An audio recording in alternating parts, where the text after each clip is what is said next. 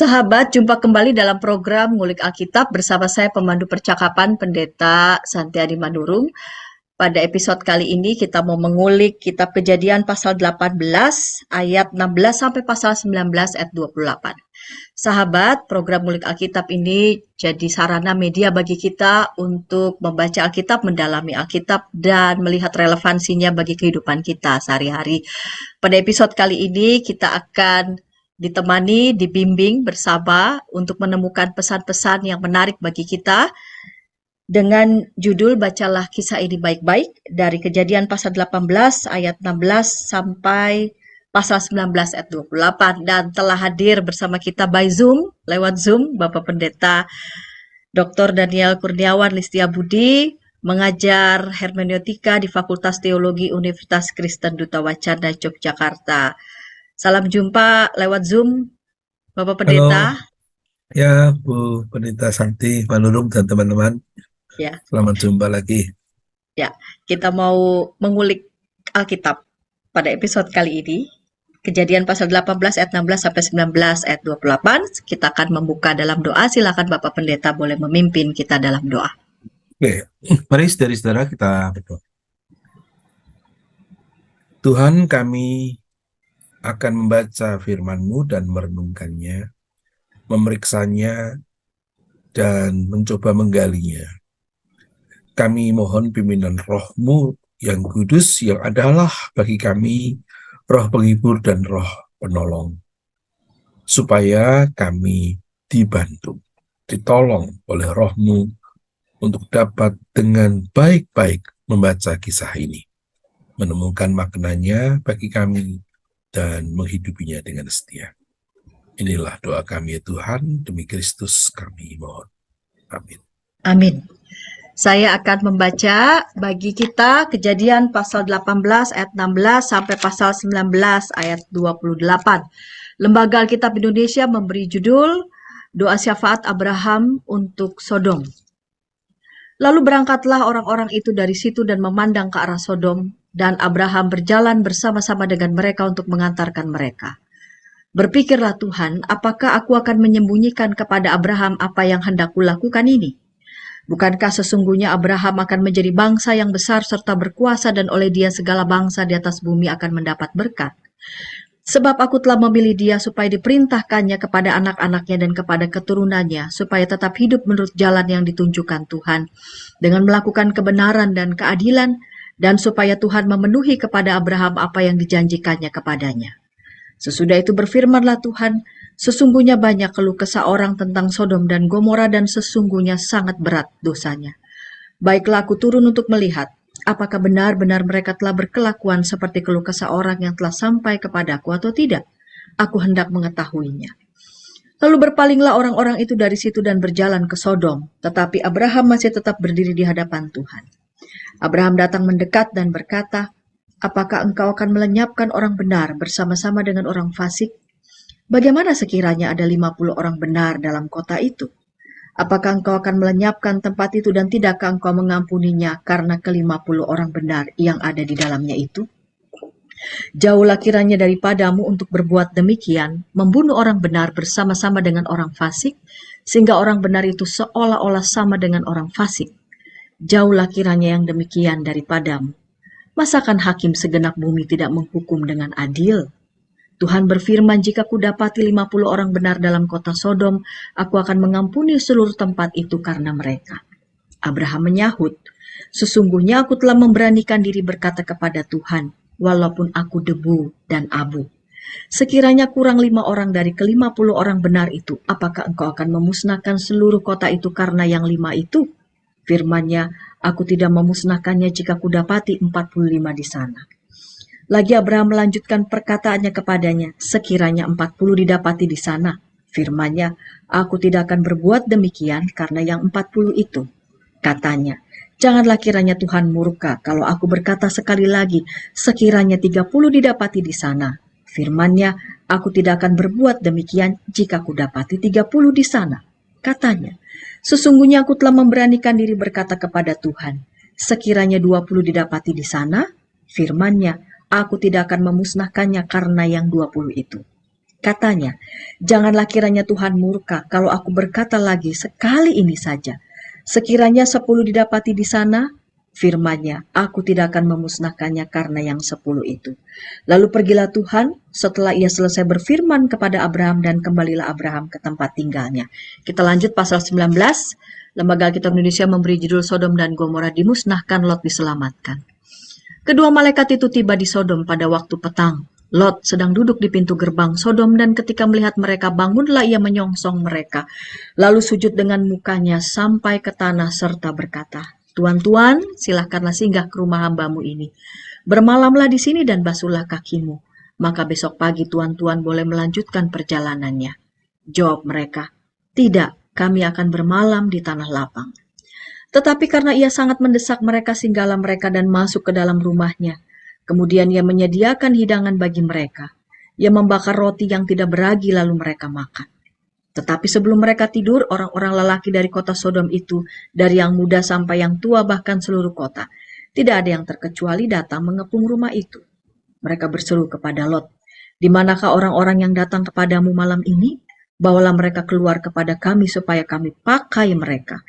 Lalu keluarlah Lot menemui mereka ke depan pintu, tetapi pintu ditutupnya di belakangnya, dan ia berkata, "Saudara-saudaraku, janganlah kiranya berbuat jahat. Kamu tahu aku mempunyai 2 orang anak perempuan yang belum pernah dijamah laki-laki. Baiklah mereka kubawa keluar kepadamu. Perbuatlah kepada mereka seperti yang kamu pandang baik. Hanya jangan kamu apa-apakan orang-orang ini, sebab mereka memang datang untuk berlindung di dalam rumahku."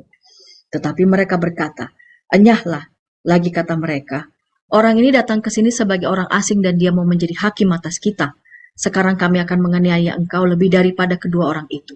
Lalu mereka mendesak orang itu, yaitu Lot, dengan keras, dan mereka mendekat untuk mendobrak pintu. Tetapi kedua orang itu mengulurkan tangannya, menarik Lot masuk ke dalam rumah, lalu menutup pintu. Dan mereka membutakan mata orang-orang yang di depan pintu rumah itu, dari yang kecil sampai yang besar, sehingga percumalah orang-orang itu mencari-cari pintu.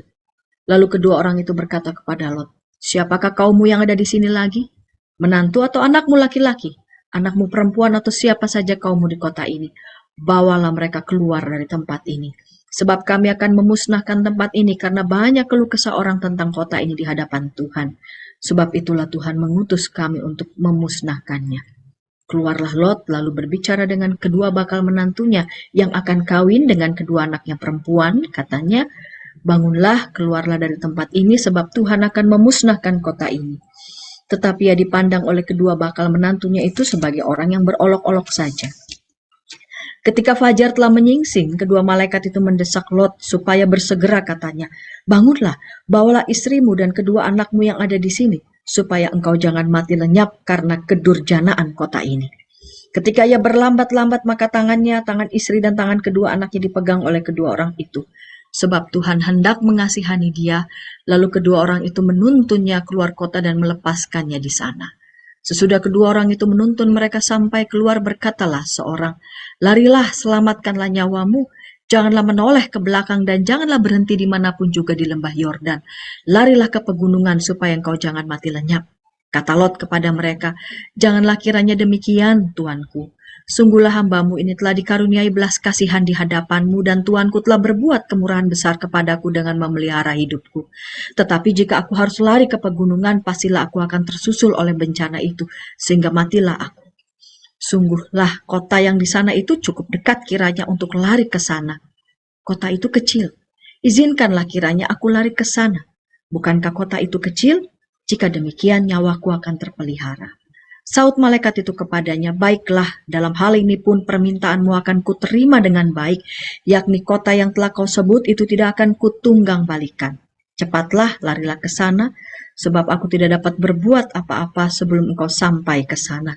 Itulah sebabnya nama kota itu disebut Zoar. Matahari telah terbit menyinari bumi ketika Lot tiba di Zoar. Kemudian Tuhan menurunkan hujan belerang dan api atas Sodom dan Gomorrah berasal dari Tuhan, dari langit.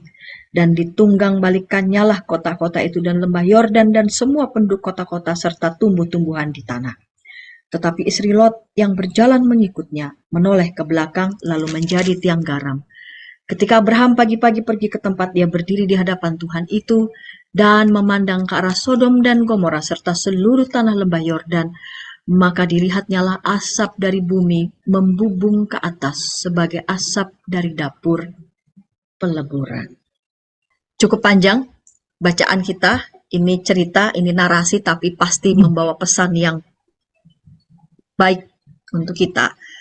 Pak Daniel, di segmen yang pertama ini saya mau mengawali pertanyaan secara umum. Ya, secara umum kisah tentang atau cerita yang dituturkan oleh penulis Kejadian pasal 18 ayat 16 sampai 19 ayat 28 ini mengisahkan tentang apa kira-kira? Ya, kisah ini sendiri punya banyak sekali hal-hal yang menarik ya, secara teologis. Tapi kalau ditanya secara umum, bingkai dari kisah ini apa, ya kita bisa mengatakan penyelamatan Lot oleh Tuhan dari bencana yang terjadi di Sodom. Nah, itu pun nanti macam-macam itu, kalimat itu. Tuhan menyelamatkan dengan cara apa? Lalu kenapa Sodom kok harus dibunuh? Orangnya dihabisin dengan cara api belerang itu. Kemudian Lot sendiri bagaimana mereaksi pertolongan Tuhan, itu juga hal-hal yang secara naratif mengandung banyak hal poin-poin yang menggelitik ya, menarik. Makanya memang kisah ini harus dibaca baik-baik, itu judulnya. Bacalah kisah ini baik-baik. Iya. Ya. Kita mulai di pasal 18 ayat 16 sampai 33 ya, Ya. Pak Pendeta. Lembaga Kitab Indonesia memberi judul Dua Syafaat Abraham untuk Sodom. Ya.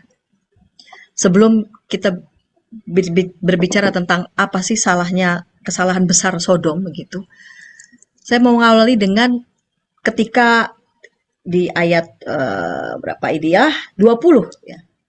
Sesudah itu berfirmanlah Tuhan, sesungguhnya banyak keluh kesah orang tentang Sodom dan Gomora dan sesungguhnya sangat berat dosanya. Ya, dituliskan di situ. Jadi kisahnya Tuhan berbicara dengan Abraham yang mendengar banyak orang berkeluh kesah tentang Sodom dan Gomora. Lalu baiklah aku turun untuk melihat apakah benar-benar mereka berkelakuan seperti keluh kesah orang yang telah sampai kepadaku atau tidak. Jadi Tuhan ceritanya mau ngecek langsung, memeriksa langsung apa betul laporan yang diterimanya tentang Sodom dan Gomora ini. Dan tampaknya Abraham sepertinya sudah mengetahui kira-kira apa yang akan dilakukan oleh Tuhan. Sehingga menarik ya, bagaimana antara Abraham dan Tuhan ini bercakap-cakap seperti kawan dekat, kawan karib. Bahkan terkesan terjadi negosiasi gitu ya. Jadi Abraham rasanya tahu bahwa apa yang dilaporkan oleh orang-orang kepada Tuhan itu tidak salah, benar, tapi juga sekaligus rasanya Abraham tahu tindakan apa yang akan Tuhan lakukan pada Sodom dan Gomora. Sehingga entah kenapa Abraham sampai memohon, bernegosiasi sedemikian rupa. Intinya sepertinya seolah-olah Abraham meminta agar kiranya begitu ya, Tuhan berbelas kasih. Atau bagaimana kira-kira Pak Pendeta? Ya, ini bentuknya itu Tuhan digambarkan tuh kayak manusia kan. Itu namanya antropomorfisme. Ya. Nah, biasanya kalau penggambaran Tuhan itu digambarkan kayak manusia, jalan-jalan, mendengar, omong-omong, itu yang membuat kalau pakai ilmu kritik teks yaitu mazhab Yahwis biasanya. Itu khas sekali itu. Seperti sejak awal tuh Kejadian pasal 24b itu kan Tuhannya membentuk manusia, menyuruh manusia kasih nama binatang, membangun jalan-jalan di hari sejuk. Nah, itu jelas tuh, tanya di mana kamu. Nah, sekarang ini Tuhannya itu di pasal 18 tuh dolan dulu tuh ke kemahnya Abraham, ya kan? Lalu sekarang ini bisa dinego seperti itu. Tuhan yang kayak manusia, kayak jualan di pasar sama bawa pasar harganya berapa turun gitu. Nah, itu gaya ini antropomorfisme, ya, antropomorfisme dari yang ilahi, yaitu khas dari mazhab Yahwis. Karena yang membentuk kitab Kejadian itu kan ada beberapa cerita kuno yang lalu diedit ya, dirangkum jadi satu. Nah, ini jelas di bagian Tuhan digambarkan seperti ini dari kelompok tertentu. Nah, namun begini dulu, itu judul Ela itu menurut saya perlu diperiksa ya. Ini mana doanya? Kan nggak doa itu. Ya kan? Kalau kita Hmm. pikir doa syafaat kayak di gereja itu loh. Hmm. Doa syafaat di gereja, terus kita berdoa lalu. Ini kan enggak. Ini kan eh, kalau doa dibayangkan seperti kalau kita di gereja lalu bersyafaat ke orang lain, rasanya ya bukan itu sih. Tetapi bahwa dalam eh, dialog ini, kalau dialog dianggap doa ya dipaksa begitu ya bolehlah. Untuk kepentingan orang lain, nah itu oke. Tapi kata doa syafaat di situ menurut saya kurang pas ya. Ini istilahnya ya negosiasi gitu, negosiasi di antara Tuhan dan Abram terkait kota Sodom yang kita belum tahu dosanya apa di sini, Hmm. hanya disebut sangat besar. Ya, Itu ada di ayat yang keberapa tuh ya? Disebut sangat 20. besar dosanya. Sangat besar, Ah, ah, sangat berat sehingga dosanya. sangat besar. Nah, yang menarik itu figur Tuhannya tuh, Bu Santi. Itu figur Tuhannya yang di perikop sebelumnya yang dijamu makan. Ya. Ya, kan dia bersama dengan dua malaikat, jadi ada tiga orang kan, salah satunya itu Tuhan. Dijamu makan itu kan ada gagasan Tuhan itu bisa tahu bahwa Sarah tertawa, ya kan? Sarah Ya, tertawa, ya, ya, ya toh. ya. Jadi Tuhannya tuh tahu gitu loh yang terjadi walaupun dia tidak lihat. Hmm. Sarah tertawa dalam hati kalau itu. Kalau Ya, nggak salah ya, kita ya, periksa. ya. Sarah mendengarnya, lalu apa? Jadi tertawalah Sarah dalam hatinya ayat yang ke-12. Itu pun diketahui. Lah kok ini dosa Sodom Gomora kok harus dicek gitu loh. Cek. Ya. Masa sih Tuhan yang Maha tahu, tahu hatinya Sarah kok harus melakukan cek dari cek kayak Pak Jokowi turun ke bawah ngecek apa jalanan di Lampung itu apakah betul rusak apa tidak semacam itu. Dan kalimatnya itu kan lucu kan seolah-olah baiklah aku turun untuk melihat apakah benar-benar mereka berkelakuan seperti keluh kesah orang yang telah sampai kepadaku atau tidak aku hendak mengetahuinya. Seolah-olah Tuhannya itu belum tahu. Hmm. Nah, ini menarik. Nah, kalau ditanyakan jawabannya, ini memang gaya sastra antropomorfisme itu. Ya. Jadi, Tuhan digambarkan maha tahu di bagian sebelumnya, maha tahu bahkan tertawanya Sarah dalam hati. Segera setelah itu, Tuhan digambarkan itu seperti mengecek sendiri supaya dia yakin. Nah, apakah ini gambaran Tuhan yang berbeda? Ya, bisa dibilang iya sebetulnya. Yang satu tuh Deus Omniscience ya, Tuhan yang Allah yang Tuhan yang maha tahu omniscience, tahu ke dalam hati orang, tetapi yang nyata secara sosial kedengaran katakanlah laporan-laporan ini bayangkan seperti orang rakyat laporan ke kotak pos keluhan pada pemerintah gitu, pemerintahnya lalu oke, ini kedengaran banyak sekali keluhan, nah sekarang aku cek sendiri, itu berarti kan dia tidak maha tahu seolah-olah. Hmm. Hmm. Tetapi tekanannya bukan itu sih, kalau saya lihatnya, walaupun itu bisa ya, bukan hal yang salah mengkritik Tuhan di sini kok tidak seperti Tuhan di pasal di perikop sebelumnya. Tapi di sini tekanannya lebih ke gini, Tuhan itu kayak manusia, antropomorfis, jadi mau cek sendiri, tidak sekedar gampang percaya, gitu. Nah, dan Tuhan yang mau cek sendiri ini ternyata mengejutkan lagi, karena dia walaupun sepertinya bisa dinego kayak manusia, tapi kemurahan hatinya itu melebihi manusia. Coba itu dari 50 terus 45. 45 Abraham lalu pakai gaya bahasa tertentu yang semakin lama tuh semakin memberanikan diri turun turun turun turun turun turun turun turun sampai 10. Wah, itu kan kayak bukan sama manusia kan. Jadi Tuhannya tuh sampai melebihi kemurahan hati manusia. Kalau nggak percaya, cobalah kita nego di pasar. Mana ada pihak sana ngalah terus sampai di titik demikian rendah. Kan nggak gitu. Nah, jadi ini ada bayangan memang mau mengatakan Tuhan itu antropomorfis kayak manusia, tetapi kemurahan hatinya itu melebihi yang diduga manusia. Ya, jadi ketegangan itu, dialektis itu. Hmm. Hmm. Hmm. Gitu sih menurut saya yang Ya, bagian paling menarik teks ini tuh gitu. ya. Jadi digambarkan seolah-olah seperti manusia, tapi sebentar dulu, meleset rasanya. Ah, ah, ah. Belas kasihan Allah itu justru melampaui, Iya, boleh gitu. dibilang belas kasihan manusia. Iya. Ya, jadi tetap titik poinnya adalah belas kasih Allah. Saya kira iya ada ya dia mau bisa dinego gitu. Nah, ini bisa karena belas kasih, bisa karena dia yakin bahwa pasti nggak ada 10.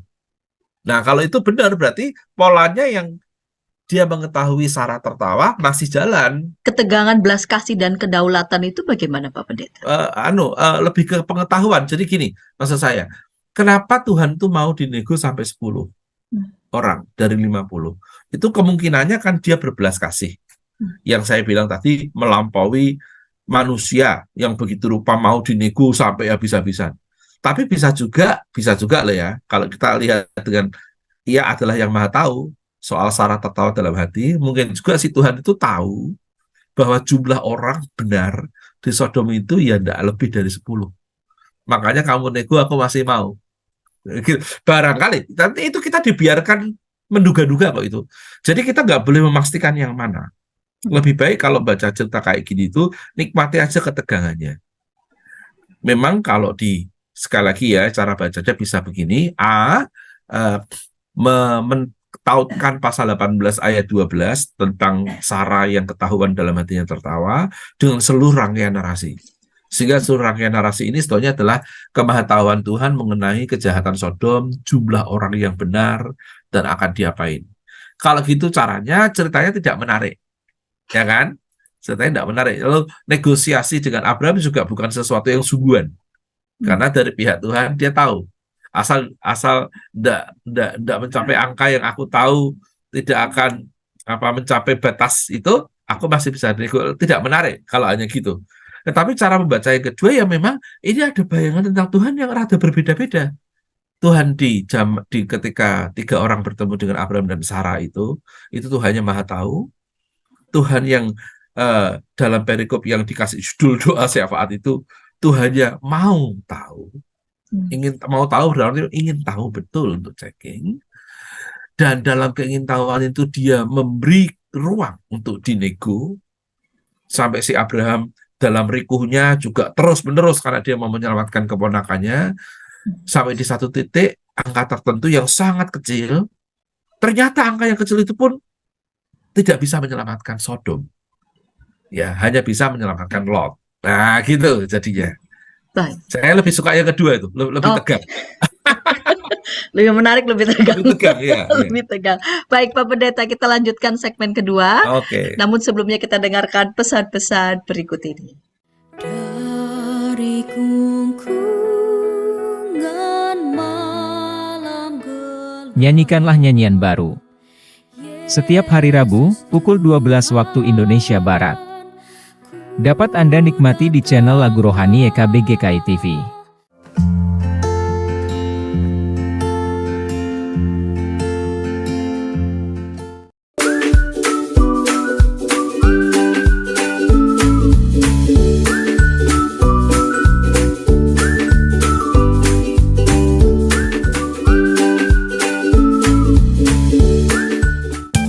Sahabat, mari dukung pelayanan dan pekabaran Injil melalui YKB dengan membagikan link acara ini kepada sebanyak mungkin orang. Dukungan juga dapat saudara lakukan dengan mentransfer dukungan finansial ke rekening BCA ke nomor 450 305 2990 450 305 2990 atas nama Yayasan Komunikasi Bersama.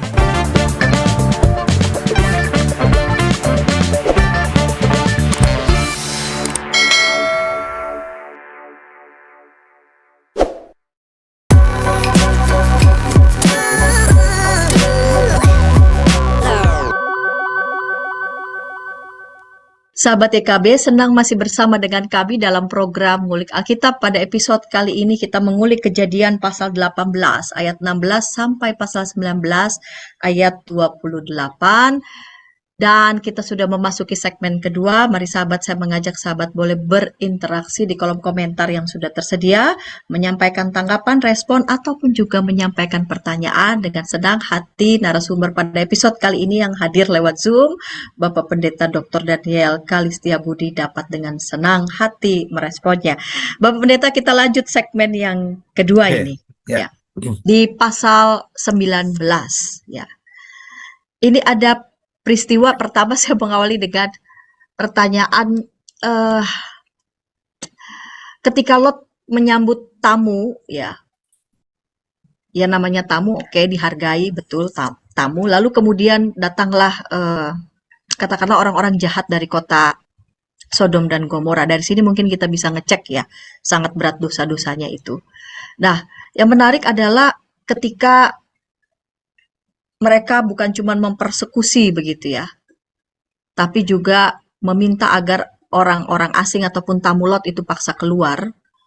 Dan Lot menawarkan anak perempuannya demi untuk melindungi para tamu. Ini saya mengawali dengan seberapa hebatkah pemaknaan tentang tamu di hadapan Iya, si iya. tuan rumah sehingga sedemikian harus Iya, melindungi, iya. lalu kemudian anak perempuannya sampai diperlakukan seperti properti begitu. Ya, ya, oke. Saya mau mulai dengan begini dulu untuk jawab pertanyaan itu. Kesalahpahaman dulu ya. Orang seumumnya kalau membaca cerita Sodom dan Gomora itu menganggap dosanya orang Sodom itu karena perilaku homoseksual. Seumumnya begitu. Itu menjalin dengan kata sodomi.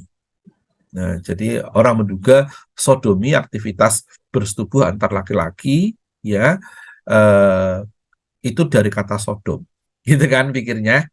Dan memang diasumsikan di kota Sodom itu orangnya tuh perilakunya dianggap tidak betul secara seksual. Itu berarti kan menuduh kecenderungan homoseksual itu sebagai berdosa. Itu kan, itu persoalan ya. Apakah itu boleh atau tidak, atau sah atau tidak, itu persoalan. Tapi gini, kalau kita lihat ceritanya baik-baik, nah bacalah ceritanya baik-baik. Baik. Tuduhan bahwa orang-orang kota Sodom dan Gomora itu homoseksual itu tidak terlalu kuat, tetapi ada indikasi, tetapi tidak terlalu kuat. Begini saya tunjukkan. Karena ketika tamu itu kan tamunya Lot itu kan pertama mereka maunya tinggalnya di tengah kota itu di lapangan, Tanah lapang ya kan? sebetulnya ya. Di tanah lapang. Tapi Lot lalu tidak mau, jangan dong gitu ya, di rumahku aja. Nah, ketika di rumah Lot itu lalu dikatakan semua laki-laki di kota itu baik muda maupun tua ya meminta supaya Lot mengeluarkan tamunya, lalu ada kalimat gini, supaya kami pakai mereka. Ya kan, kata pakai. Saya sudah periksa nih bahasa Ibraninya. Kata pakai di situ itu memang yada. Nah, yada dalam bahasa Ibrani itu ada dua artinya.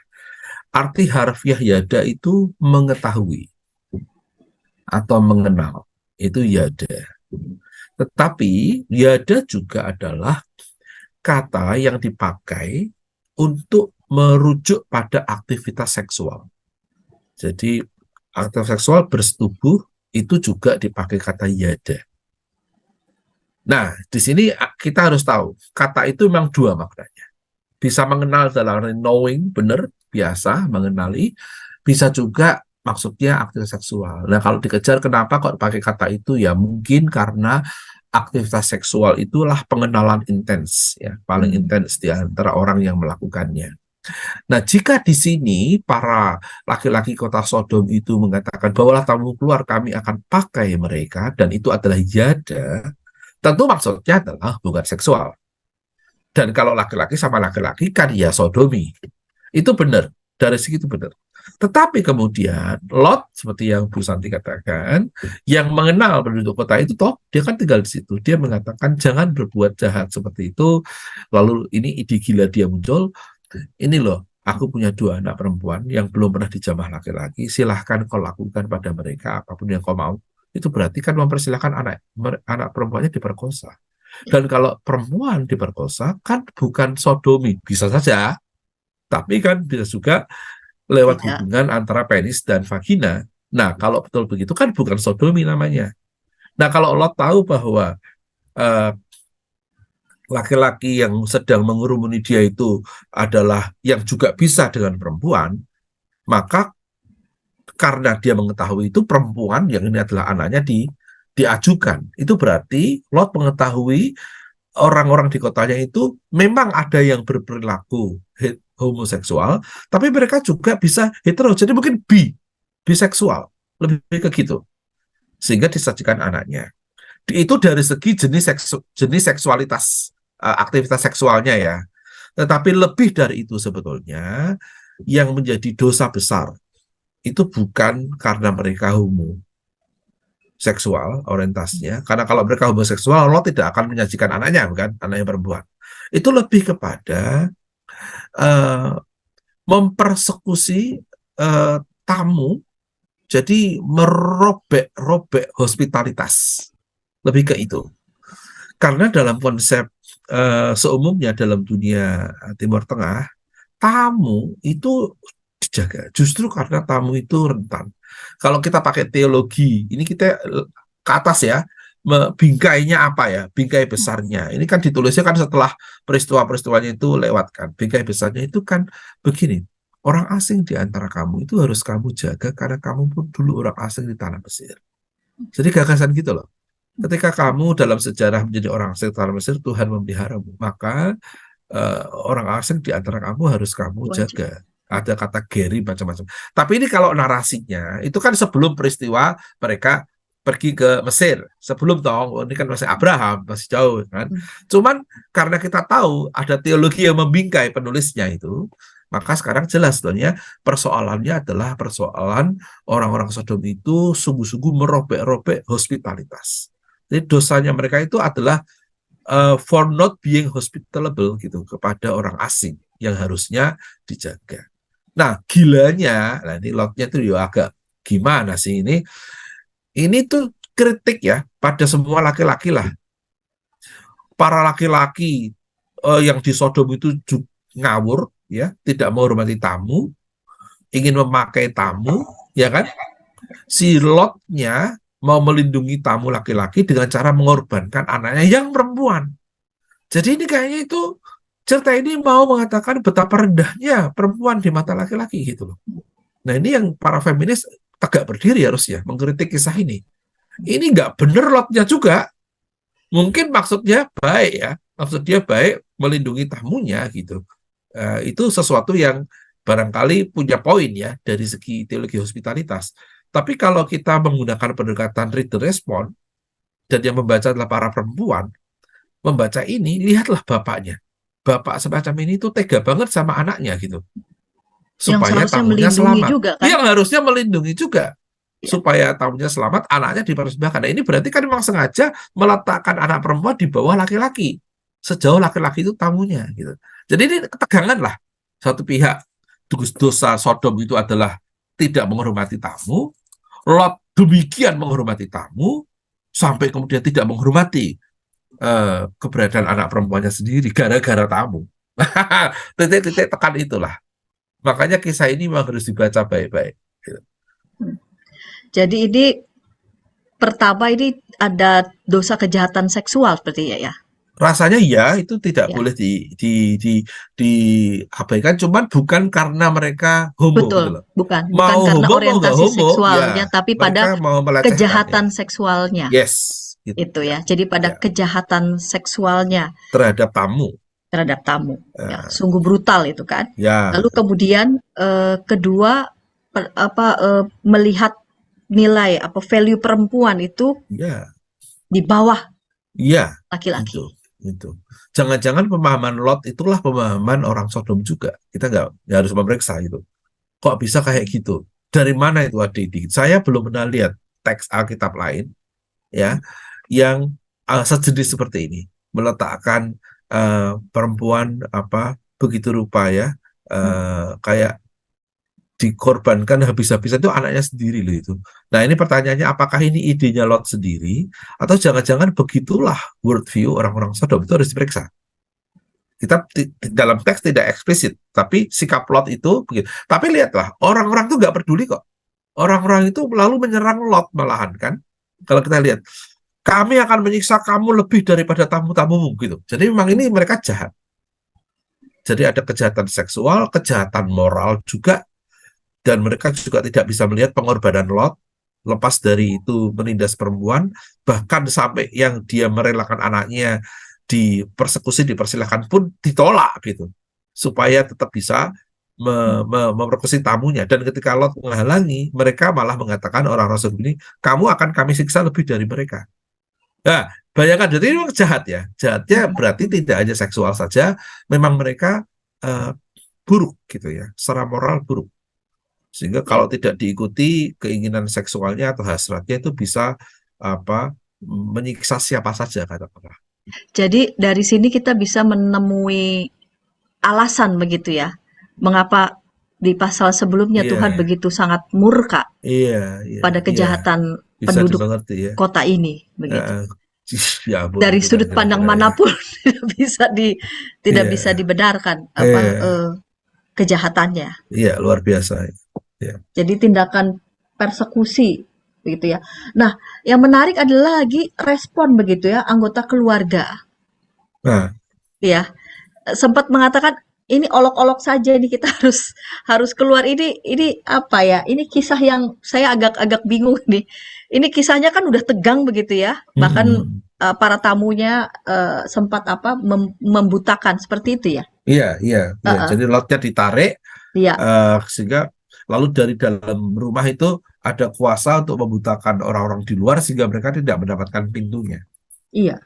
Lalu kemudian dikatakan bahwa Tuhan akan memusnahkan kota ini. Ya. Tapi ini dipandang oleh kedua bakal menantunya itu sebagai orang yang berolok-olok. Ini apakah mereka tidak melihat ketegangan betul dalam sebuah peristiwa? Nah, kalau melihat dari runtut dari alur cerita yang runtut begitu. Ya, kalau saya mencoba mempersilahkan diri saya dipengaruhi oleh kisah ini habis-habisan, maka saya mendapat kesan begini. Dua menantunya itulah tipologi orang Sodom. Mereka orang Sodom kan? Ya begitu. Nah gitu loh. Kisah ini mau mengatakan orang Sodom itu jelek kok memang. Baik yang jahat maupun yang mau diselamatkan itu loh tetap mengolok-olok. Jadi mau mengatakan standar kejelekan orang Sodom. Nah, dua menantu Lot ini kan orang Sodom. Ya kan? Ini beda dengan cerita Nuh. Di cerita Nuh itu kan Nuh punya 3 anak, Sem, Ham, Yafet, dan 3 orang istrinya yang kita nggak tahu namanya.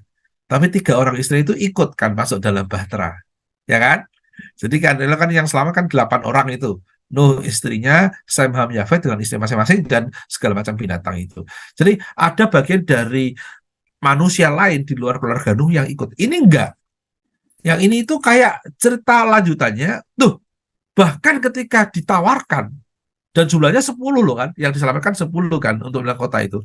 2 orang ini, menantunya 2 orang laki-laki pasti kan, itu menganggap berolok-olok. Berarti mau mengatakan ya mereka orang Sodom memang kacau.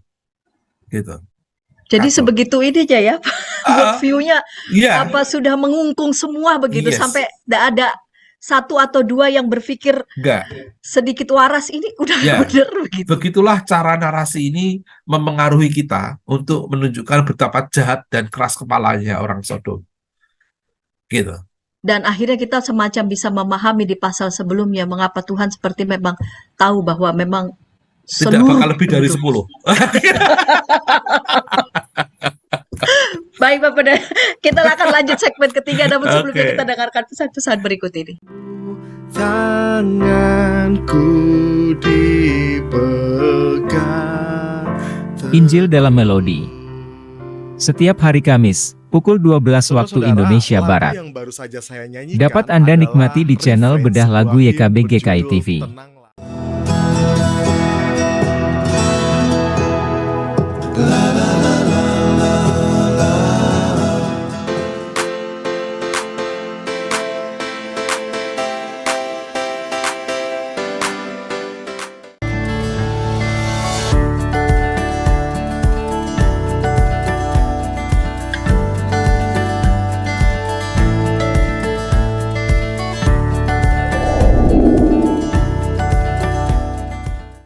Sahabat, mari dukung pelayanan dan pekabaran Injil melalui YKB dengan membagikan link acara ini kepada sebanyak mungkin orang. Dukungan juga dapat saudara lakukan dengan mentransfer dukungan finansial ke rekening BCA ke nomor 450 305 2990 450 305 2990 atas nama Yayasan Komunikasi Bersama.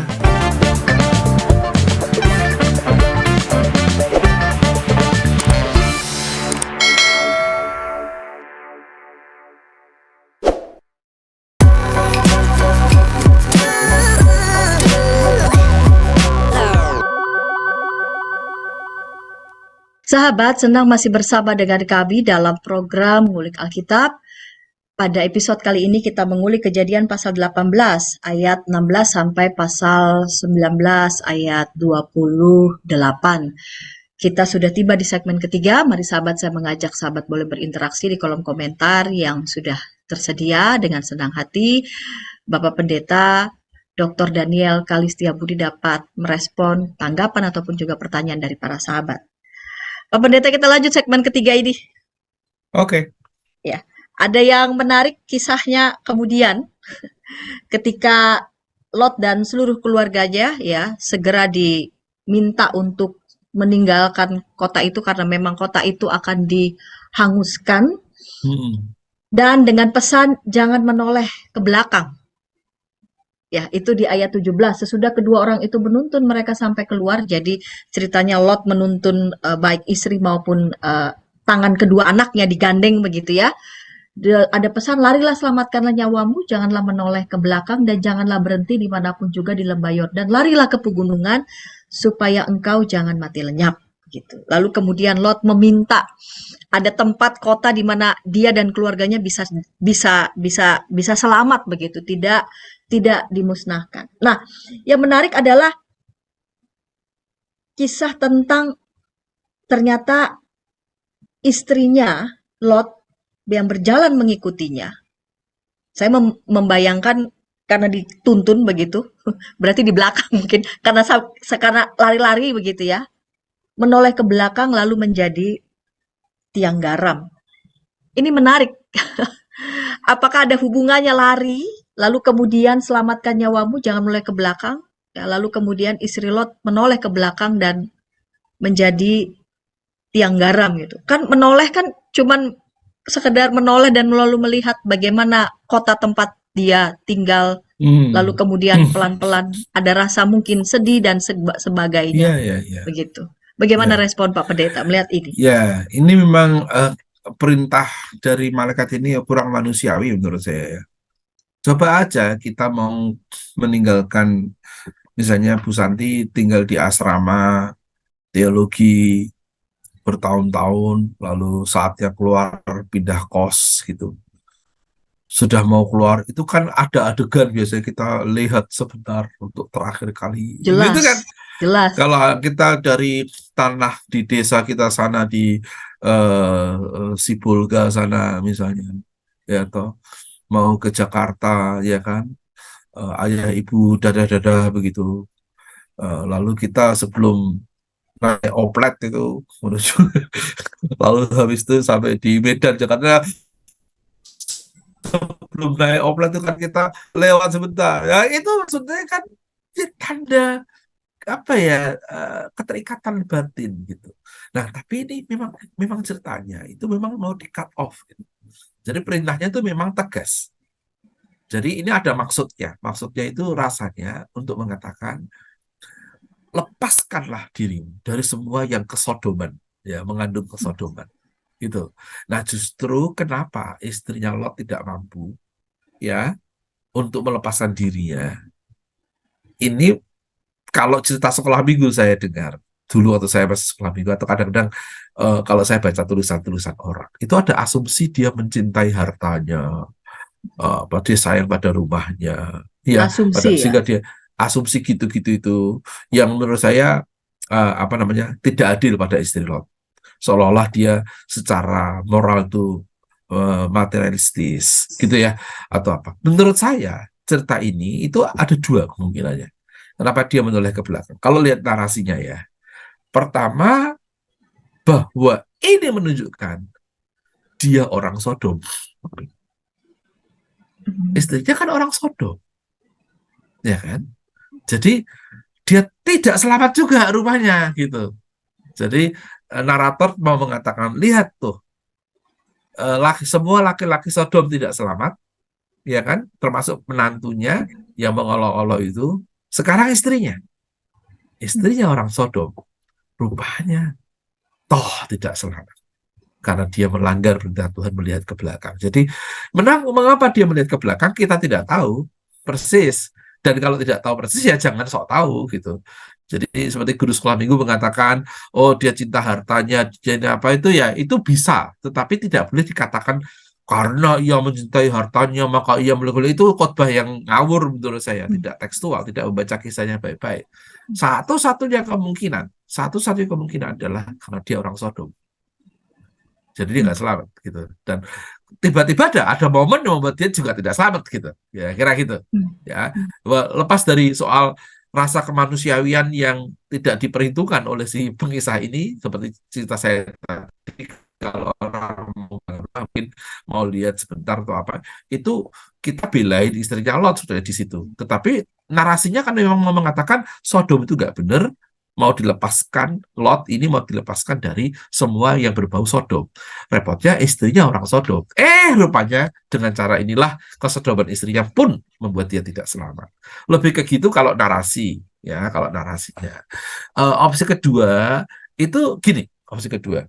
Kenapa dia melihat ke belakang? Jawabnya adalah we do not know. Gitu aja. Loh, tapi kan pasti ada alasannya, oh ya, tapi tidak disebutkan. Maka lebih baik kita bilang, apapun alasan yang membuat istri Lot menoleh ke belakang, yang kita tidak tahu itu, hal itu tetaplah merupakan sebuah pelanggaran dari yang diperintahkan oleh malaikat Tuhan. Perintahnya adalah larilah, selamatkanlah dirimu, jangan menoleh ke belakang, dan jangan berhenti dimanapun juga di lembah Yordan, supaya engkau jangan mati lenyap. Itu ayat yang ke-17. Apapun alasan dari istri Lot, ya, yang mungkin manusiawi atau buatan-buatan seperti buatan guru sekolah minggu saya itu, atau karangan-karangan tadi yang soal manusiawi, dada, farewell, ya, till we meet again, gitu-gitu kayak gitu. Apapun itu tetaplah dianggap sebagai sebuah pelanggaran. Dalam teologi kisah ini ya, teologi kisah ini mau mengatakan lepaskanlah dirimu dari semua yang Sodom gitu. Nah rupanya walaupun kita tidak tahu alasannya apa, istri Lot tidak mampu. Lebih ke gitu. Di pihak lain, istri Lot menurut saya juga banyak dibela beberapa orang feminis menafsir ini. Karena seringkali kan gini ya, bayangan bahwa melihat kok masih menginginkan melihat Sodom dan macam-macam dianggap tidak beriman, itu dibela oleh kaum feminis. Loh, ini ibu loh. Ibu ini rumahnya, orang-orang sekampungnya, saudara-saudaranya, ya, rumah, family, bersama dengan dia family, tapi rumahnya di sana. Manusiawi dong kalau dia lalu melihat gitu. Nah, itu pembelaannya adalah pada cara membaca bahwa istrinya ini tidak boleh disebut sebagai yang materialistis. Dia cukup dikatakan sebagai orang yang manusiawi, yang memiliki rumah dan ingin melihat rumahnya. Nah, bahwa dari kacamata teologi si penulis kisah ini tuh dianggap pelanggaran ya. Tapi dibela gitu. Kok sampai begitu rupa? Nah, rupanya kita tiba di titik. Ini kayaknya yang mau dikatakan memang adalah ketaatan pada perintah dan pelepasan dari kesodoman itu yang menonjol dalam kisah ini. Rasanya lebih ke gitu sih. Jadi maksudnya jadi tidak perlu semacam dilebih-lebihkan atau jadi dikarang-karang begitu ya. Bahwa mengapa istrinya Lot menjadi begitu berbeda dengan suaminya? Ya karena suaminya lebih taat pada perintah Tuhan, sedangkan yang namanya bukan istri orang Sodom. Lot itu kan bukan orang Sodom. Jadi dia tidak kena kesodoman gitu. Walaupun perilakunya lalu yang menyerahkan anaknya berdua untuk dipakai, itu menurut saya barangkali juga perilaku yang tidak lebih baik ya kan daripada orang-orang Sodom itu gitu.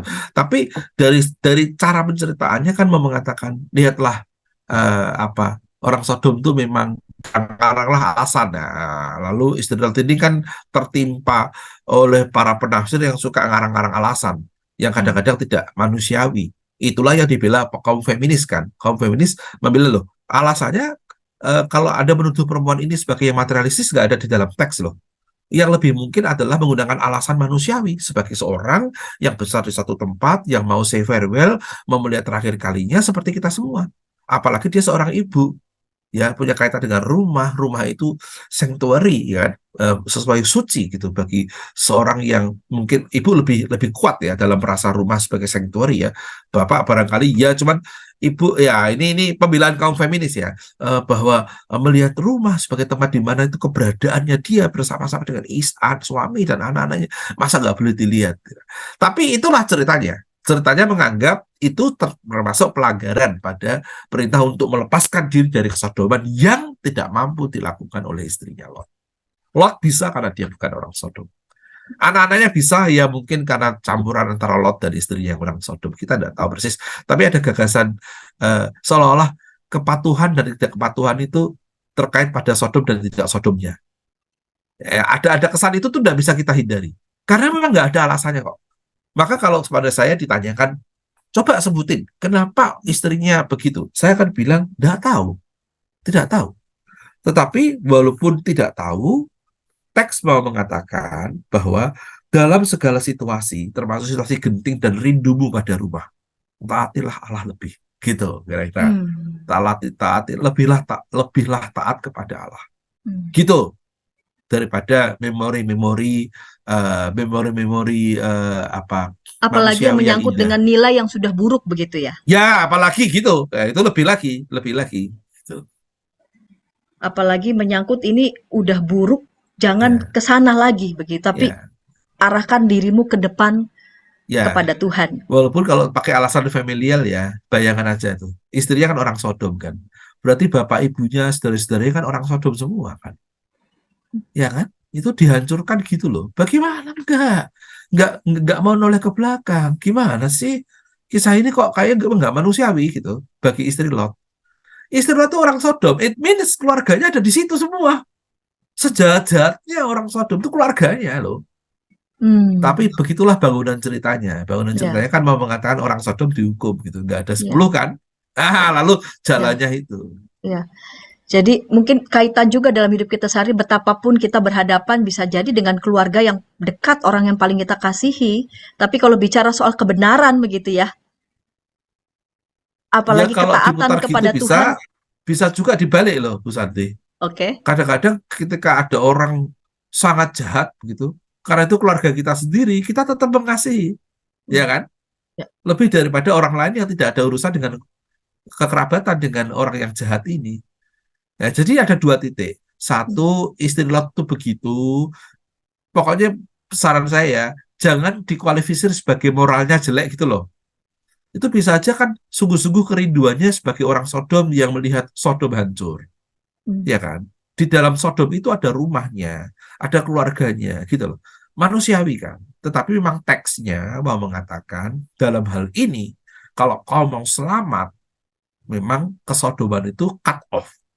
Mau bilang begitu gitu. Kalau misalkan pesannya ada yang mengatakan kok sebegitu kerasnya cut off dari Sodom sehingga rasa kemanusiaan tuh seolah-olah jadi harus dipaksakan, harus disingkirkan begitu. Iya. Ya karena Sodomnya jahat jawabannya kan. Karena Sodomnya jahat, maka dan tidak memenuhi kualifikasi perjanjian 10 orang kan. Ya kan? Nah, tapi itu kan dari pihak Tuhan ya. Kalau dari pihak istri Lot itu loh, saya lebih mau membela saya itu. Gimana sih tidak lihat ke belakang? Kalau di situ walaupun jahat semua itu keluargaku. Paling tidak walaupun aku ikut suamiku, bolehlah aku lihat sebentar. Sebagai say farewell gitu. Itu tidak boleh juga rupanya dalam teks ini gitu. Nah, itu. Jadi itu poinku itu. Jadi teologi kita itu keras sekali ya untuk membersihkan kesodoman. Tetapi saya juga mau belain istri Lot supaya jangan dituduh gila harta gitu loh. Jangan dituduh jahat loh. Dia itu Nggak ada indikasi dia gila harta atau apa, tidak tega. Nggak, manusiawi aja. Gitu, dia lihat ke belakang. Kenapa Lot tidak melihat ke belakang? Ya nggak ada urusan historis. Nggak ada kangen-kangenan dengan tempat-tempat tertentu di Sodom. Tidak ada kaitan dengan orang-orang di Sodom di hatinya. Karena bukan orang Sodom dia. Ya coba bayangkan begitu.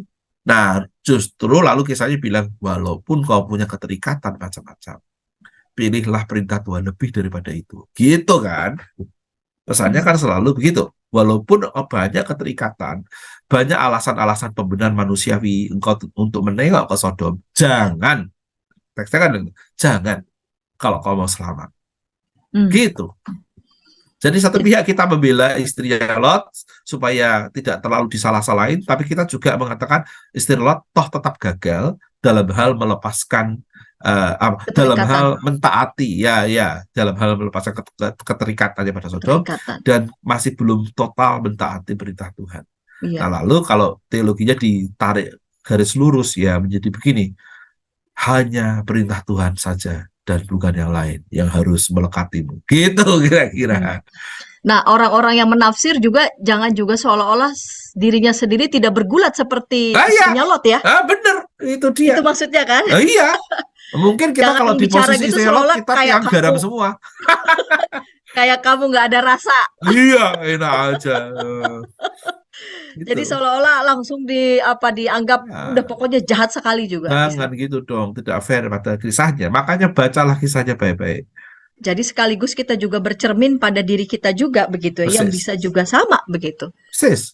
oleh istri dengan istrinya. Iyalah, saya setahun di asrama aja mau keluar kan? aja saya berapa hari itu saya berdiri duduk di Ah, kamar cuma mau ngeliatin mau ngapain.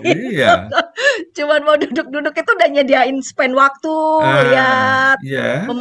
memotret. Waktu itu belum ada HP lagi kan. Jadi Iya, benar-benar cuma memotret dengan apa? Dengan pikiran, ingatan memori, begitu ya. bahwa pernah ngapain saya nanti pergi ke seluk-seluk itu saya liatin lagi. Iya, iya. Karena Iya. ada apa? Karena ada memori ya Iya. yang Iya. yang kesan gitu, yang Iya, iya. mendalam. Ya. Iya. Pak Pendeta di pasal dari mulai pasal 18 begitu ya, dan para sahabat kita tadi belajar begitu tentang betapa memang kalau ada kesan begitu ya, Tuhan seperti manusia yang rela begitu ya bernegosiasi. Namun lebih dari itu, yang mau ditunjukkan adalah kasih Allah yang lebih besar dari manusia. Ya. Lalu kemudian yang selanjutnya adalah kita mesti membaca kisah ini baik-baik di pasal 19 tentang yang disebut dengan dosa yang besar dan berat yang dilakukan oleh penduduk kota Sodom dan Gomora. Sehingga kita tidak dengan serampangan lalu kemudian menuduh pada orientasi seksual, melainkan melihat secara jernih pada kejahatan seksualitas itu kejahatan yang sangat besar begitu di hadapan Tuhan yang tidak Tuhan perkenan. Lalu kemudian value tentang kesetaraan, tidak memandang perempuan lalu kemudian menjadi lebih rendah dari laki-laki, apalagi Lot yang semestinya juga sebagai ayah menjaga dan melindungi keluarga dalam hal ini anak, namun ternyata jatuh pada penilaian yang menjadi world view begitu ya, yang membingkai konteks sosial pada saat itu, lalu kemudian itu juga yang dihidupi oleh Lot, mungkin juga ada di sebagian manusia di abad ini masih ya menghayati nilai seperti itu. Maka ketika kita berhadapan dengan orang-orang yang memberi penilaian bahwa perempuan lebih rendah daripada laki-laki, maka kita harus mengatakan tidak dengan itu semua, karena Allah menciptakan manusia laki-laki dan perempuan sungguh-sungguh mulia, diciptakan sebagai gambar dan rupa. Lalu kemudian berkaitan dengan istri Lot yang terlanjur, lalu kemudian sebagian menganggap istri Lot ini materialistis dan sebagainya sampai menoleh begitu ke belakang. Hendaknya kita juga bisa memeriksa kisah ini dengan baik-baik sekaligus merasanya gitu ya, seperti rasa diri kita juga yang adalah manusia biasa. Ketika meninggalkan satu tempat, kita mungkin lekat dengan ingatan-ingatan tertentu yang memang terkesan dan sebagainya, namun diperhadapkan dengan ketaatan kepada Tuhan yang Tuhan minta. Ya, kita diminta dalam segala keterbatasan kita sebagai manusia, kita diminta untuk tetap taat, terikat hanya kepada Tuhan. Gitu ya, Pak Ya, Pendeta. juga soal hospitalitas itu ya, yang ternyata nggak ada di Sodom. Betul. Dan ternyata hospitalitas tidak ada di Sodom. yang mestinya memperlakukan tamu ataupun orang asing juga sebagai manusia yang sama mulianya dengan kita. Jadi ketika kita diizinkan untuk bisa menyambut orang asing sekalipun, kiranya kita juga bisa menyambut mereka juga sungguh-sungguh dengan baik. Terima kasih Pak Pendeta untuk ulasan yang demikian. Oke, ini narasi dari mulai pasal 18 ayat 16 dan selanjutnya sampai pasal 19. Kita hendak menutup, dan sahabat, jika tayangan ini boleh memberkati para sahabat dimanapun sahabat berada, sahabat bisa membagikannya dan boleh menekan tombol subscribe sehingga mendapatkan update tayangan dari YKB GKI TV. Kita hendak menutup acara ini dalam doa. Silakan Pak Pendeta boleh berdoa. Mari saudara sekali lagi kita berdoa. Tuhan, kami bersyukur untuk perbincangan ini yang Dikau sertai.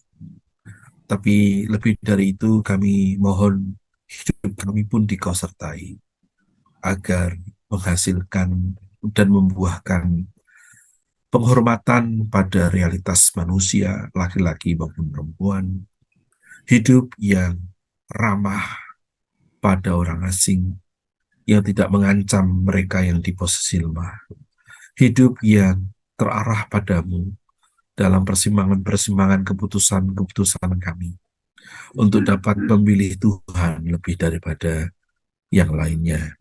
Bantulah kami berlatih batin yang terolah dalam spiritualitas yang jernih, supaya baik batin, karya, nalar seluruh hidup kami menjadi tanda bakti kami kepada, yang kiranya atas berkat Tuhan dapatlah menjadi berkat bagi banyak orang. Tuhan, pakailah kami setia, pakailah kami taat, pakailah kami jernih, pakailah kami peka terhadap sesama manusia. Itulah doa kami demi Kristus kami mohon. Amin. Amin. Sahabat, mari dukung pelayanan dan pekabaran Injil melalui YKB dengan membagikan link acara ini kepada sebanyak mungkin orang. Dukungan juga dapat saudara lakukan dengan mentransfer dukungan finansial ke rekening BCA ke nomor 450 305 2990 450 305 2990 atas nama Yayasan Komunikasi Bersama.